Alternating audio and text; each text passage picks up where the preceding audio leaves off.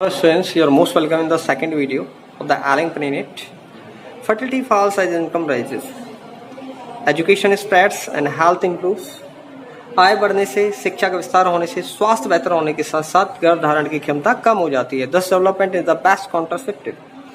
इस प्रकार विकास ही सर्वोत्तम गर्भ निरोधक है. But development itself may not be possible.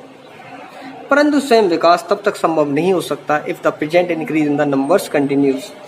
जब तक वर्तमान जनसंख्या में वृद्धि होती रहेगी. The rich get richer.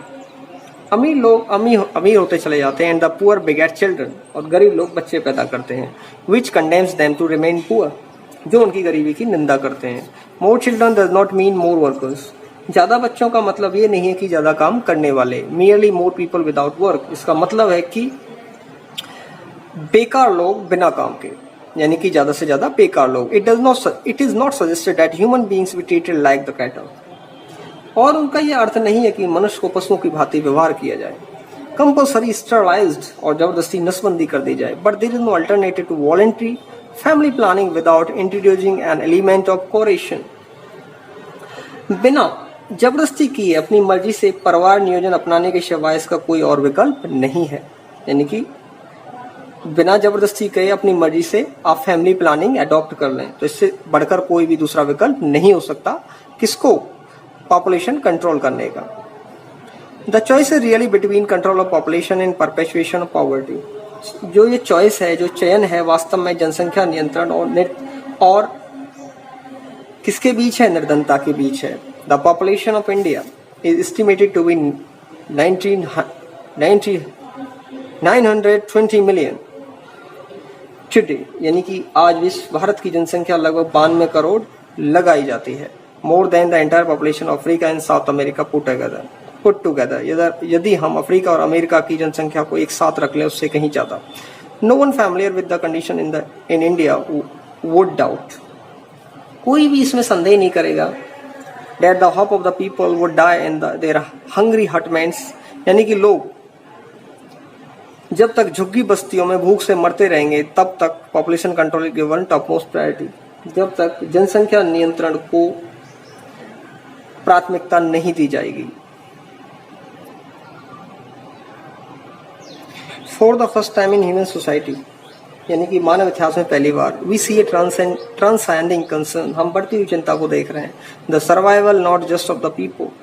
न केवल लोगों के जीवित रहने के बारे में, बट द प्लेनेट, यानी कि ग्रह के जीवित रहने के बारे में भी. We have begun to take a holistic view of the very basis of our existence. हमने अपने जीवन के इस आधार को संपूर्ण जीवों के दृष्टिकोण से देखना शुरू कर दिया है. The environmental problem does not necessarily signals our devices. पर्यावरण की समस्या आवश्यक रूप से हमारे अंत का संकेत नहीं देती है. It is our passport for future. यह हमारे भविष्य का प्रवेश पत्र है. The emerging new world vision has ushered in the era of responsibility. उभरते नए विश्व के दृष्टिकोण ने उत्तरदायित्व का युग शुरू कर दिया है. It is a holistic view, an ecological view, seeing the world as an integrated whole rather than a dissociated collection of parts. संसार को अखंड रूप से देखना, ना कि भिन्न भिन्न भागों के रूप में देखना, यही संपूर्णता का दृष्टिकोण है और यही पारिस्थितिक दृष्टिकोण भी है. Industry has a most crucial role to play in this era of responsibility. उद्योगों का इस उत्तरदायित्व के युग में बहुत ही महत्वपूर्ण योगदान है. What A transformation would be affected. काया पलट कैसी हो जाएगी if businessman What transformed is businessmen shared the view of the chairman viewpoint Mr. Edgar Woolard who gave 5 years ago. यदि सभी उद्योगपति मिस्टर एडगर वूलार्ड, जिन्होंने अब declared himself to the country chief environment 5 years ago, जिन्होंने 5 साल पहले अपने आप को एक चीफ एनवायरमेंटल ऑफिसर, यानी कि पर्यावरण का मुख्य अधिकारी घोषित किया था, यदि वो सभी लोग उसके विचार को से सहमत हों और उसके विचारों को माने या फॉलो करें. उन्होंने कहा था, क्या कहा था एडगर वुलर ने? Our continued existence as a leading manufacturer requires that we excel in environment performance.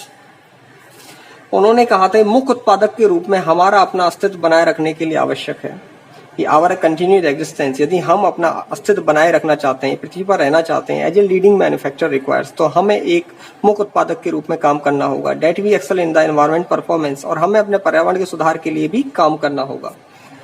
Of all the statements made by Margaret Thatcher during the years of her prime ministership, अपने प्रधानमंत्री काल के दौरान मार्garet Thatcher ने जो statement यानी कि जो कथन दिया था, none has passed too decisively into the current coin of English usages as her fallacious word, इतने कोई भी वर्ड अभी तक इंग्लिश में पॉपुलर नहीं हुए जितना कि उनके मजेदार शब्द।